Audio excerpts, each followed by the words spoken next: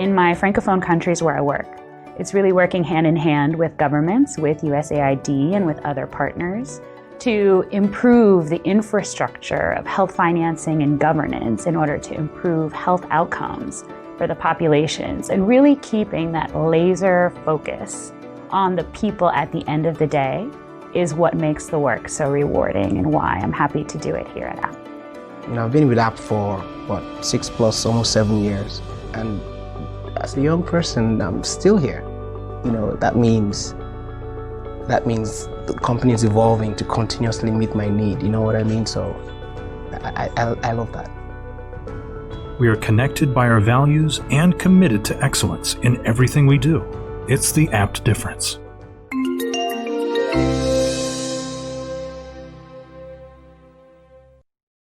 Hello and greetings. My name is Bobby Jefferson, Chief Technology Officer for DI Global Health. I am so pleased you can join us for this month's conference, and I'm honored to be part of the SID Washington Board of Directors.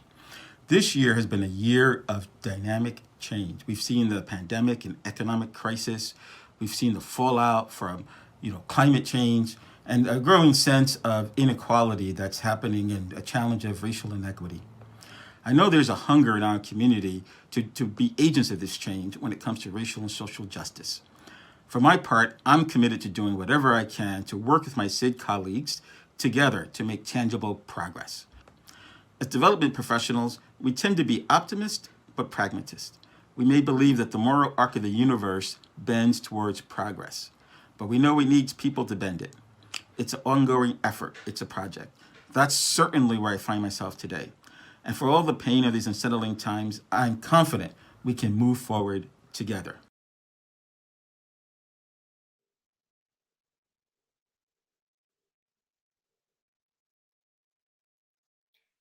Hello, everyone. Those two videos you saw were from our Platinum sponsors, and I want to thank them for their support of this conference. We are so grateful for all of our sponsors for helping to make this event happen. It is now my distinct privilege to introduce the next panel. As we put this session together, we were very aware that talking about how to deliver on the SDGs really would not be possible without talking about emerging leaders and the work that they're doing around the globe. I believe this panel will leave you inspired and hopeful for our future. So I turn now to our moderator, Jeffery Caesar. Jeffery. Good afternoon, everyone. My name is Jeffery Caesar, and it's a pleasure to be here with you all today to not only bring in this lovely fall weather, which may be a little bit different depending on which part of the world you're in, but here to ring in the next decade of global leadership and initiatives.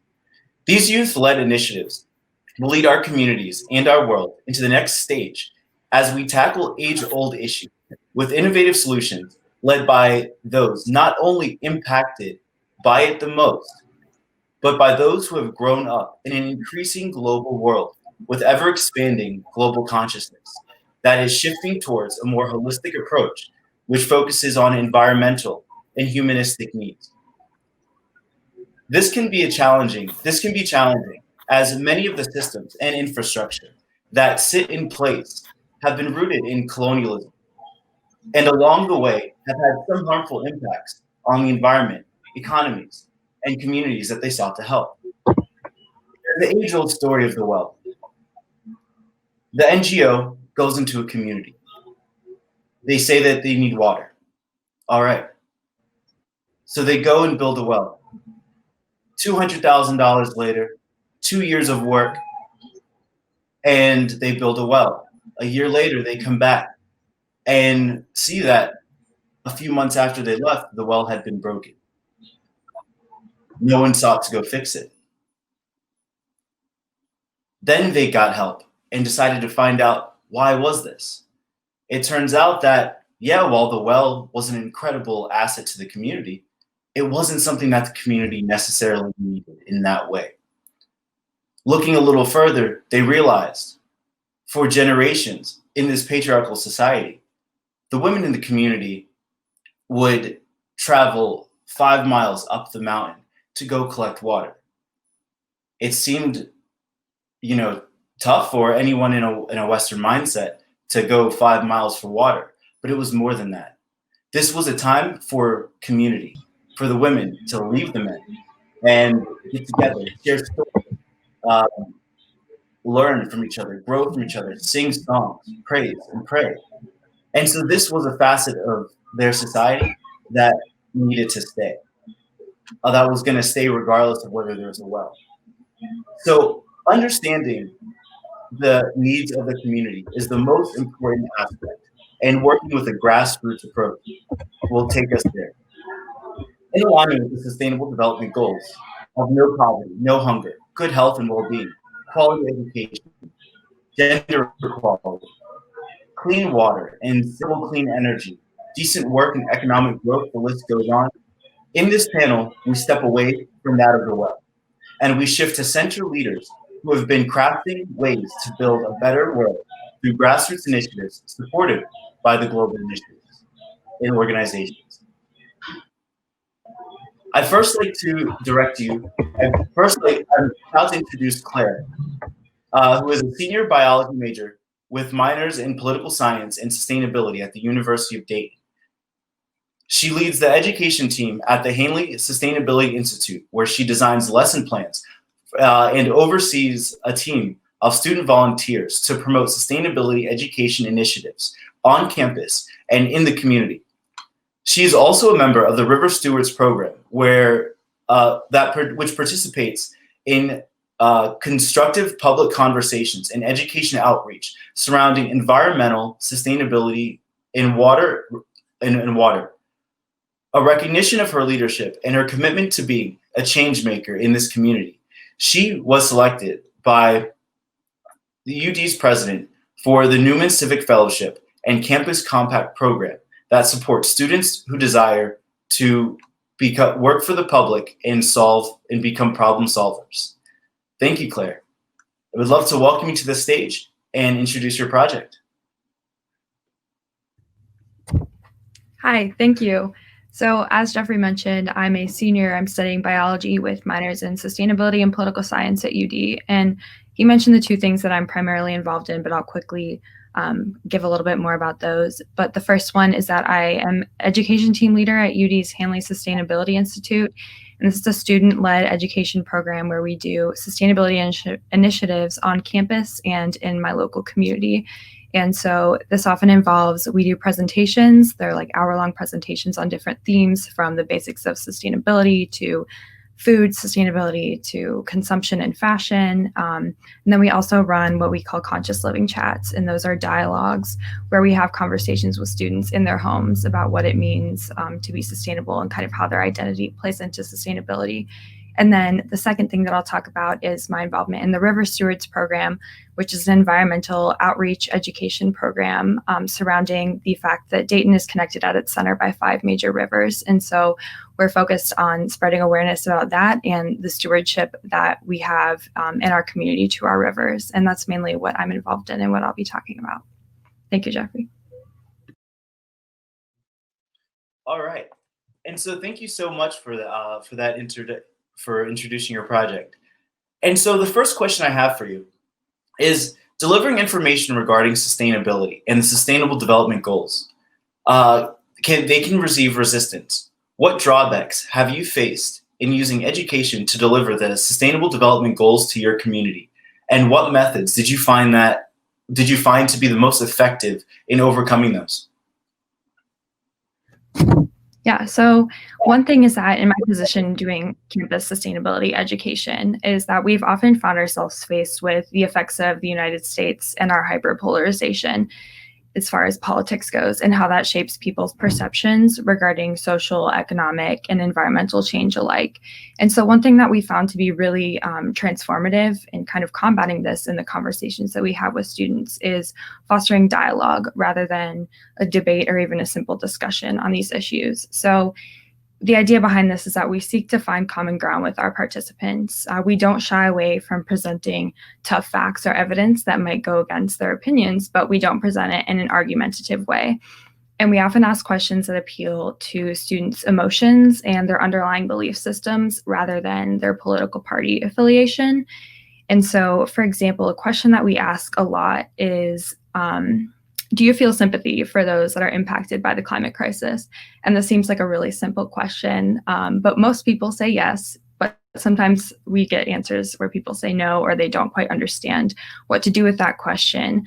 And that often leads to challenging, but really much needed discussion about how much of a privilege it is to be able to not think about climate issues today and not think about these issues in general. And so in general, with the polarization, these dialogues have really been highly influential, and we get tons of really amazing feedback about how people say their perspectives are shifted completely, or they're changing lifestyle habits or whatever regarding sustainability because of them. Another drawback that we faced a little bit is that students don't often see the SDGs as something that they can directly have an impact on as an individual. And this is something that the UN emphasizes, and the UN emphasizes the importance of global, local, and individual commitment to the SDGs. And that's one of the reasons why I'm so intrigued by them and why I really like using them in our work. But our events have shifted a lot recently to focus on civic engagement and kind of getting active in the community, and that as a way for students to be involved in sustainability. And that's something that I've kind of brought to the program, and that's really important to me. And so we focus on encouraging students to vote in national, state, and local elections especially, as well as to do research on representatives and where they get their money. And my idea with this is that it encourages people to think that they can be a part of, or to really feel the power of being part of small initiatives that lead to bigger structural change. And then in the process of that, we still emphasize these lifestyle changes that are really important. And the reason why is that we encourage people to kind of remodel the way that they think about sustainability. And I think that thinking about lifestyle choices, a common one is like reducing your plastic use or composting, but they can be much more than just that with regards to social sustainability as well as environmental. But these kind of practices get people to really rework the way that their minds think about sustainability. And that's, I think, where the power of individual action lies. It helps us form different patterns in our mind. And I think that the strength of running these programs at a college level really emphasizes this, because if we're kind of getting these ideas and these processes in students' heads, and then they're going and graduating and working in the workforce, we can take those ideas and they can bring them to the team that they work with, which can then translate to the company that they work with, and kind of trying to build from the ground up a more sustainable mindset as a whole. And so I think that in summary, kind of this balance of local, individual, and global action is really important. And we've tried to emphasize those despite the drawbacks that we face with polarization, as well as students maybe not feeling like they have the power to make a difference. And we definitely argue that we all do. Incredible. That's really cool. So what are some of the things that you do? What are some of the lifestyle changes that you all advocate in order to help push this forward? Yeah, I think that what I said about voting and kind of civic engagement is one of the big things that we try to push. As each leader is hired, or as new leaders are hired to the program that I run, it kind of takes on a little bit of their own personality. And civic engagement is really, really important to me. And so getting people to make civic engagement a part of their daily lives and not just something that they do on election day is really important to me. And also we do talk about kind of the impact of your diet and meat on the environment, while recognizing that those kinds of changes are not something that is feasible for everybody to do, but we still like to talk about the impacts anyway. Absolutely. As campaign director for Students in Humana Action's voter registration project, that's one thing that I relate to as well. We definitely want to make sure that folks aren't just voting on election day, but they're also working to hold their electeds accountable and holding them their feet really to the fire of what their promises were. All right, and so having worked with multiple community partners on projects to promote more sustainable communities, what strategies have you found most effective in ensuring a healthy relationship with the communities that you work with?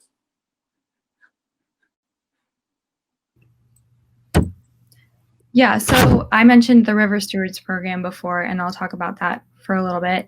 So as a member of UD's River Stewards program, which is, like I said, an environmental education outreach program, I've done a bit of work with community members. And then on top of that, I'm also involved in a human rights storytelling initiative called the Moral Courage Project. And we're currently working on sharing stories of people who are fighting for water access in the United States, which is much less available than I think we think it is in the United States. And doing these community level kind of experiences has given me a little bit of an experience as kind of being an outsider entering into a community and what you have to do in order to develop trust and relationships with the communities that you enter. And I think that Jeffrey touched on this at the very beginning a little bit, but I've learned that the best way to approach local work in communities is to go in and say, okay, I want to work with this community on this sustainable development issue or this issue in general. And these are the skills and the strengths and the resources that I have. And then meeting with them and seeing what their goals are. Maybe they have a project that needs to be done that you could add on to rather than kind of starting with your own project and presenting it to them. And I think that this kind of deals with what Jeffrey talked about, the issues of sometimes how international development and just volunteer work in general can go into a community with these great innovative ideas, and that may not actually be what the community needs. So quick example, I was in a class where we were tasked to develop a solution for our community's food desert or food apartheid, which is an issue in Dayton. And each group, including my own, came up with really innovative ideas. So we had like a mobile food truck and we had urban farms were all things that were thought of, but we weren't asked to go and talk to the community and see like maybe they already had something that we needed that or that they had in mind that we could kind of jump off of. And even though it was a small assignment for a class, I think it demonstrates how often we kind of try to impose these fresh ideas without realizing what the community needs in the first place. And so to take that back to the work that I'm doing with River Stewards and kind of give a positive example is that we're currently working on an educational signage project to go on our rivers, on our riverfront to tell people about, you know, what species are in the river, why it's important to conserve the water, and what communities lived on this river before we did, and that sort of thing. And we spent years in the process of putting this together. I've been a part of this program since I was a freshman, and for the first about 2.5 years, we spent the entire time meeting with community members and talking about what they wanted and what they needed before we even came up with an idea for our project.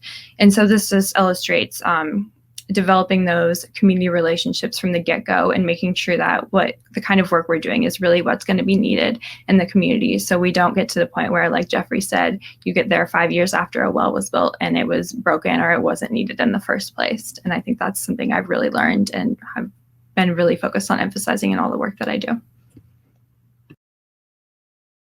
And that's, you know, I really like what you said is, you know, working to acknowledge the communities that have been there before, contemporary communities that have been redlined and pushed into communities and forced to live there. And then now their communities are getting gentrified because of, you know, economics and in local and poor planning oversights. And then they have nowhere to go, or in acknowledging the indigenous communities that existed on that land way before any of us have, especially in areas like Ohio.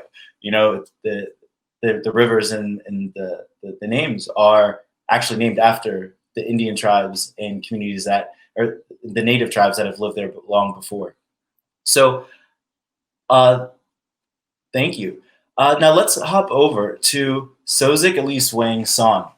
Sozic is a young professional with the Social Development Global Practice in the World Bank Group in Washington, D.C. From July 2018 to July 2019, she was in the UK DFID Young Scholar World Bank African Fellow, dealing with fragility, conflict, violence group, and violence group. She holds a double engineering degree in statistics and applied economics.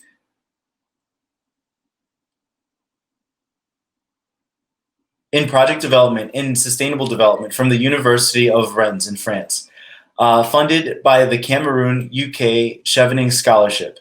She is a PhD fellow from the United Nations University in Maastricht in the Netherlands, and in 2019, a Trinity Term Fellow at the Refugee Study Center in the University of Oxford.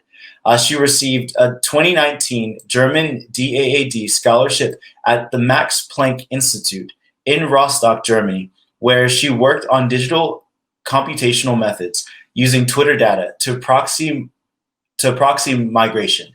She is an affiliate with the Berkeley Interdisciplinary Migration Initiative and was a visiting scholar with the University of California, Berkeley from 2017 to 2018.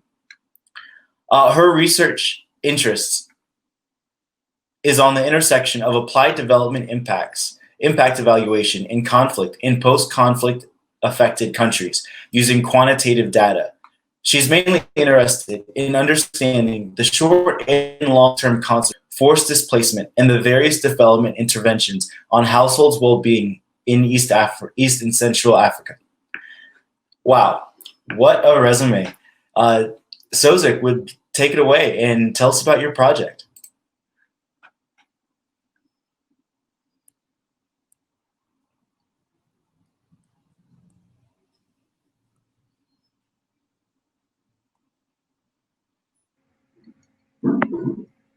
Thank you, Jeffrey, for giving me the floor. Can you hear me?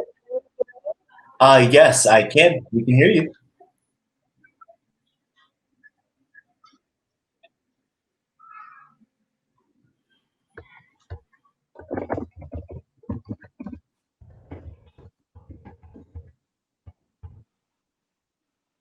Cool.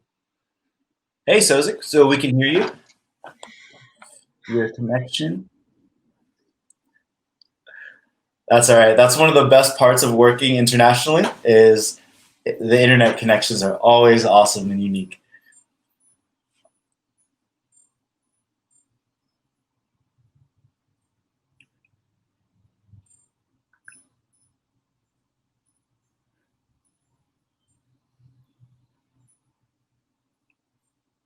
And she's currently from in Cameroon working remotely. So we'll give it a few moments.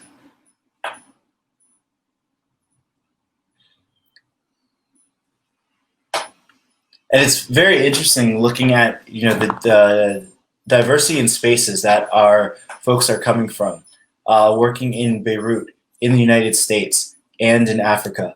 These are some spaces that have seen so much conflict and so much so much conflict, but also so much nuance in the way that they have been developing and working towards building a better future.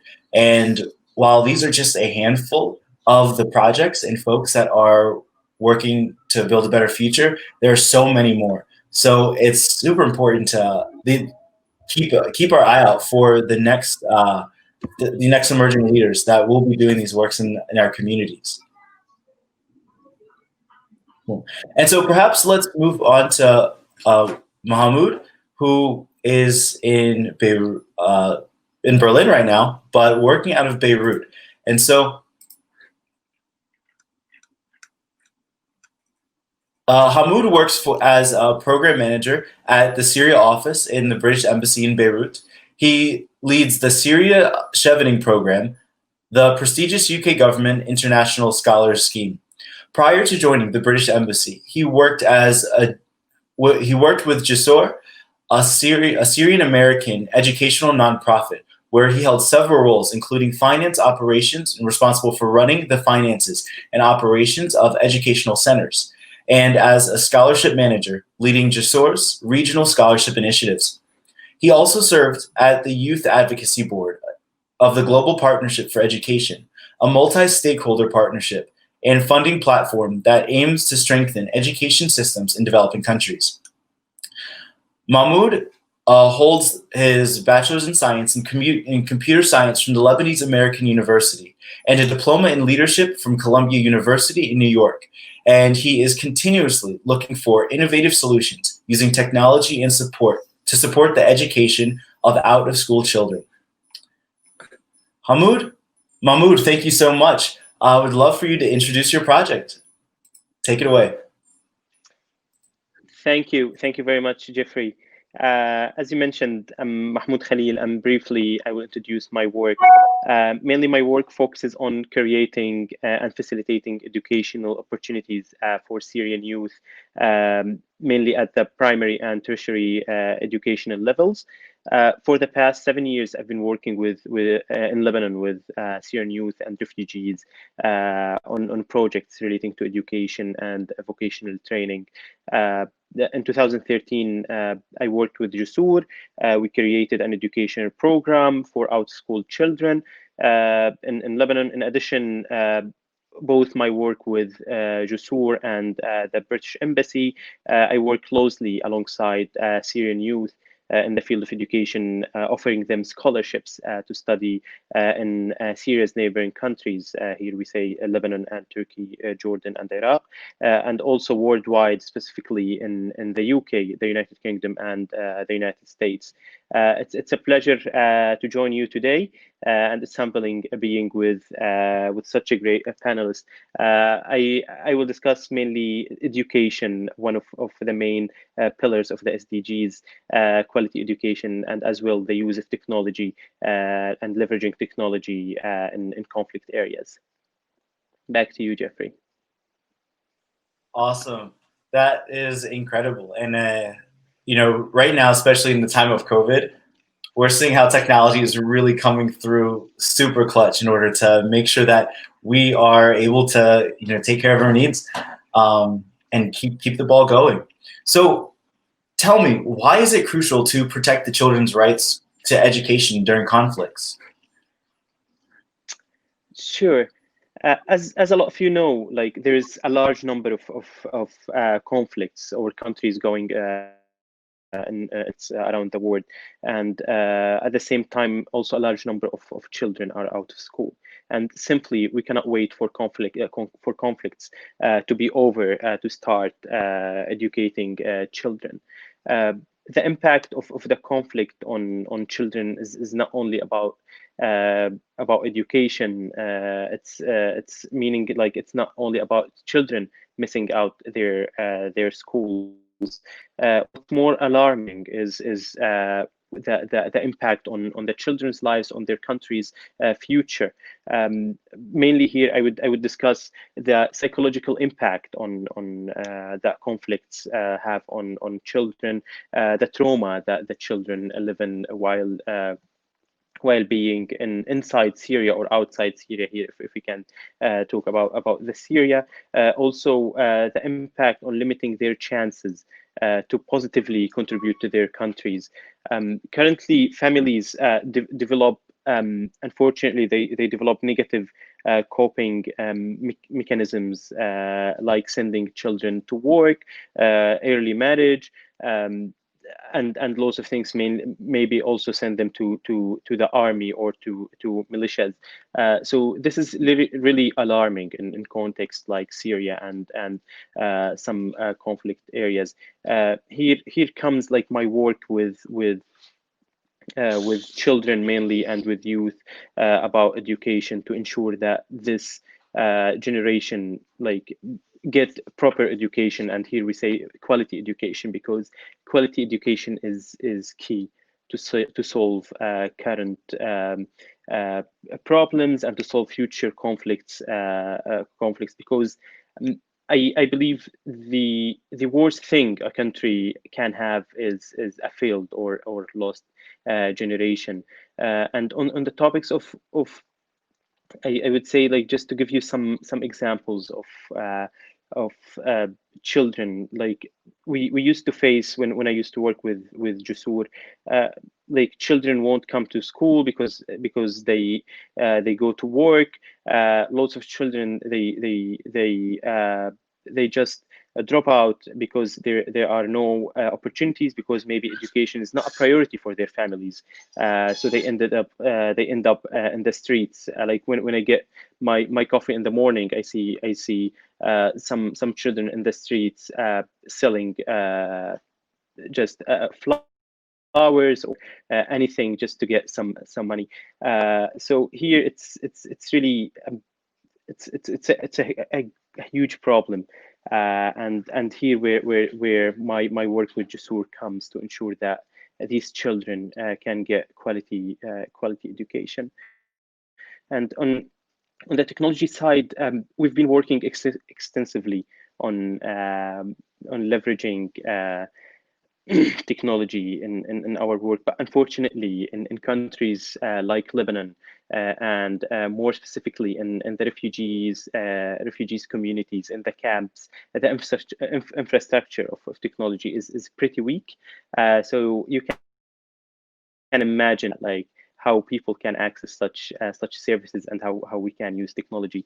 We've done some great work. For example, we taught around 50 students coding, and we gave them laptops and also support them to get internet to work and outsource. It worked for some of them, but unfortunately, this program can't be scaled up because of such problems. So I think we need to work more on providing technology to such communities. And also now in the Corona time, like like in the camps, unfortunately, the access to internet is quite bad. So therefore, our ability to teach these students is also limited. So here comes like our role in innovative ideas. For example, one of the schools, we use WhatsApp to teach students. The teachers, they video tape themselves and they send the video on WhatsApp to children to actually learn. So you can imagine how innovative such communities have been in order to cope with Corona. Back to you, Jeffrey. That is incredible. That's really setting, our youth up for the future. Just, it must be incredible working with, youth coming from a war-torn country, many of whom are refugees, in this way. Are you also using these services for therapy and and helping them deal with the trauma of being displaced and going through, such hardships?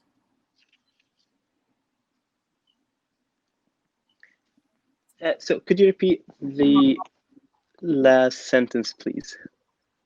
Yeah, are you also utilizing technology, or do you know of any organizations that are utilizing technology as a way to provide therapy for the student or for the young children as they're dealing with a lot of trauma through being displaced and dealing with war and hardship in their lives? So mainly the use of technology here comes to communication and a couple of initiatives where we had, or I know a couple of initiatives. They use them. They recruit volunteers from all around the world, like psychosocial support, to support the children, and then they match them in the camps, like an hour session inside the camps. So this way, the use of technology in psychosocial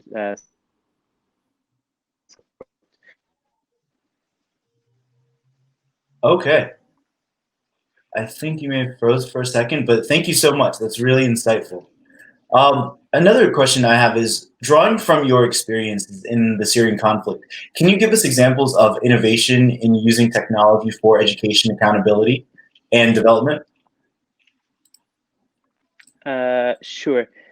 So the use of technology in the Syrian conflict comes not only in education, but also, as you've mentioned, to accountability. Let me start with accountability, or let's say early warnings. So there have been in northern Syria, in Idlib. I'm not sure if you know what Idlib is one of the hot front in the world now. So there's a small, like a company or a social enterprise called, I think, Hanley System, where through technology-driven solutions, they took it actually to the second, to another level with early warning systems, where they saved hundred thousands of lives in northern Syria through this system.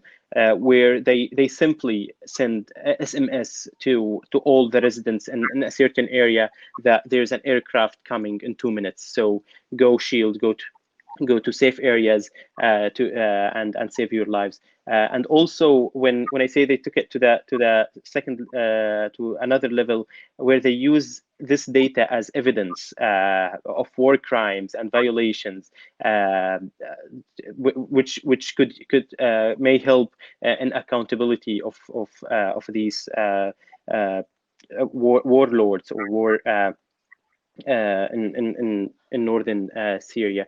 Another initiative, technology initiative in education here, I would say, also another online platform where they recruit refugees to teach Arabic to foreigners, and it's actually quite successful, where they just pair refugees in the camps with someone who's interested in learning Arabic.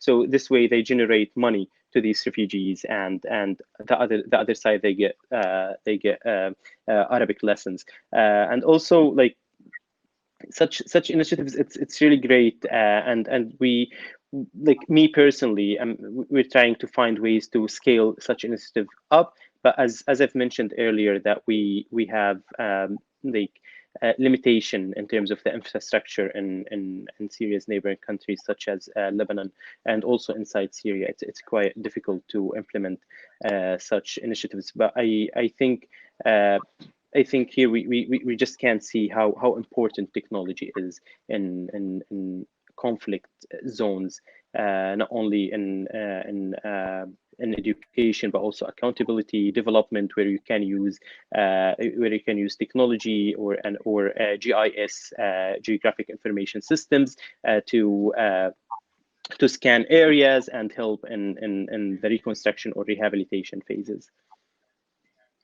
Wow. Fantastic. And so, you did just touch on something really important about sustainable entrepreneurship and utilizing WhatsApp and technology in order to generate sustainable income for these communities that are being harmed. So very multi-pronged approach at that. All right. So looks like we got Sozic back, and we will be using it on via WhatsApp. And so we'll see. Just give us one moment. Sozic, you may need to mute the computer on your end. All right. Okay, it's done. Okay, we're back in action. So can everybody hear Sozic just fine right now? Hey, Sozic? Yes, hi, I can hear you, and I hope you can also hear me as well. We have a thumbs up? A thumbs up, everyone? We can hear? Okay, great. All right, so Sozic, you're on speakerphone. Glad we can use WhatsApp and technology to curve to curve it. And so now we've just got past your incredible resume. I would love to know, what are the specific advantages that social media data brings to answer important questions in order to move the sustainable development goal agenda forward. Could you cite specific examples by sectors, i.e. health, education, migration, etc.?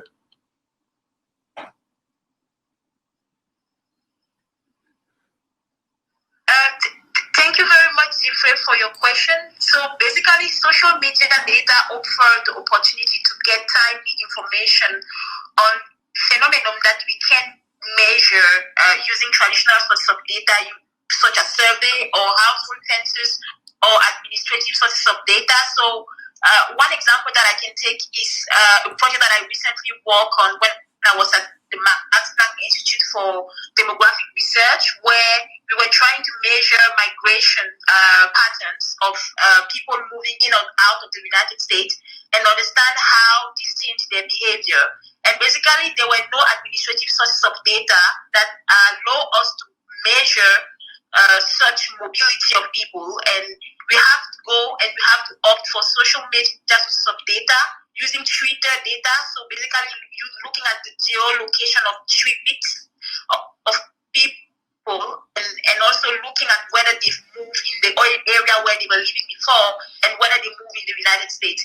And such kind of information cannot be available using traditional sources of data, like administrative sources of data or household survey or household census data, but can only be available in a timely manner when you opt for social media data.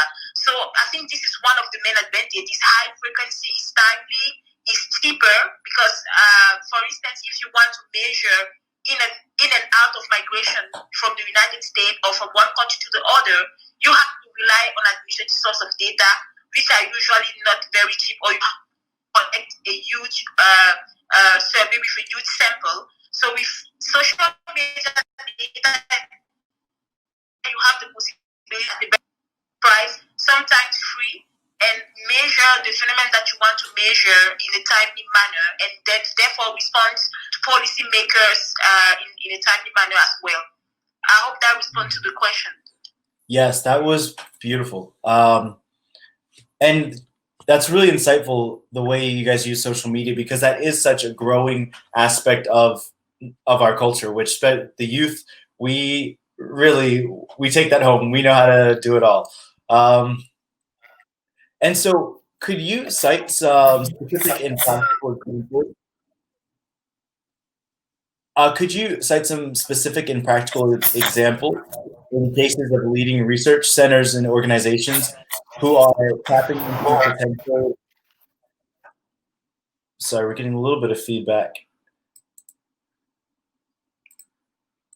Yes, I can cite such organizations. So basically, you have the Center for Effective Global Action, which is one of the leading center trying to, understand poverty outcomes and development outcomes by tapping into social media data. I'm thinking here of Joshua Blumenstock, which is one of the leading researchers, which has used mobile data to understand and predict poverty in rural Rwanda, but also has done quite some amount of work in measuring mobility and other development outcomes using social media data.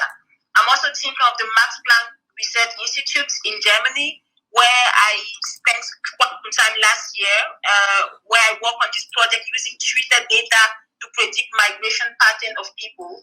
And just to cite a specific example of how this UC Berkeley Center that I cited, the Center for Effective Global Action, is helping government in developing countries to tap into the potential of innovative source of data, such as social media data, satellite imagery, but also mobile phone data to measure development outcomes that we won't be able to measure if we are not carrying out large late household survey.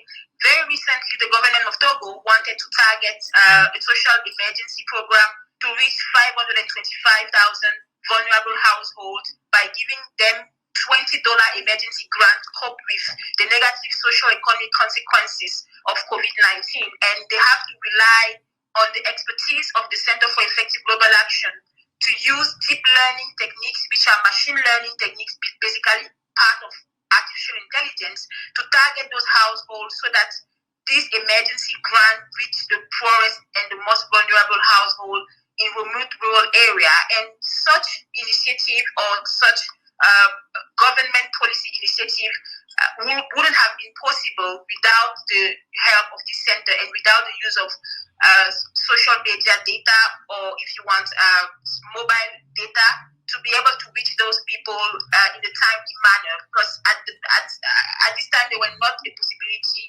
to undertake or to do a traditional household survey and understand which household is the poorest. So this is just an example. And with mobile data, mobile phone data basically rely on call record data, transaction cost data, SMS but also looking at the people that one household is calling the most.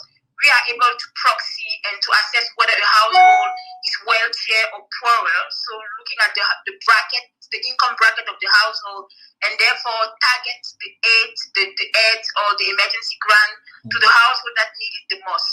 So this is just an example, but also the Max Planck Institute that I cited has done quite some work in improving our understanding of migration patterns toward the world by relying on treated data and the treat of people once they move from one location to the others. Wow, that's awesome. Just the amount of work going into COVID response and relief from folks on the ground is so important, because as we know here in the States, COVID relief has not been as adequate as it needs to be. And so it's great to see that the organizations in the field are able to step up in places where the state may not be able to or has not been willing to appropriately address the needs of people during COVID, especially the most economically vulnerable. So now we're gonna, thank you so much, Sozic. That was awesome. Right now we are going to shift over to our questions, our Q&A from that are watching. And so I have one question for Mahmoud. It's coming from a viewer. Mahmoud, I am curious about the approach you use to convince these communities of their need for education. Quite often, such communities would look at issues such as food, accommodation, healthcare, and basic needs as their immediate needs. What would you say to that? Absolutely. It's the story of my life dealing with or working in such communities, just to convince them how important education is. So initially what we do actually is we, like at my first years with Jusur, we used to go and meet with parents and show them the impact of education on the future family and the future of the child themselves. So through examples I mean, we, like, the success rate is not that high, because at the end of the day, such families, they need to survive. They want to survive. Like, education for them is, as I've mentioned, is not a priority. So also we worked with a few families on a referral system, where we refer such families to other organizations where they can give them some aid. So in return, they can send their children to the school. And also we faced some financial issues, because like, it's not only about the school, it's about the transportation to school, it's about getting stationery. So we also worked with our donors to get everything covered. So we went to families and told them, like, everything is covered, so you just need to send your child to the school. And this was what happened. Awesome. That's super important. Great. And do we have any other questions coming from the audience? I do have one question for Claire. Claire, so you had mentioned that, navigating some of the obstacles with the communities as you come in. What are some of the approaches that you used in order to mitigate those tensions?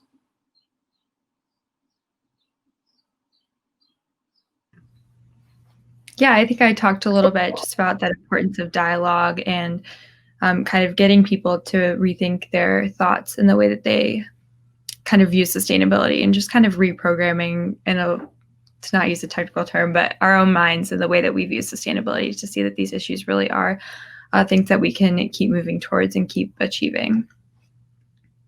Yeah, I think cool summarizes it. And so another question is, I'd love to hear from each of the panelists what what do you each see as the one biggest need right now for accelerating the impact of your work? Very great question.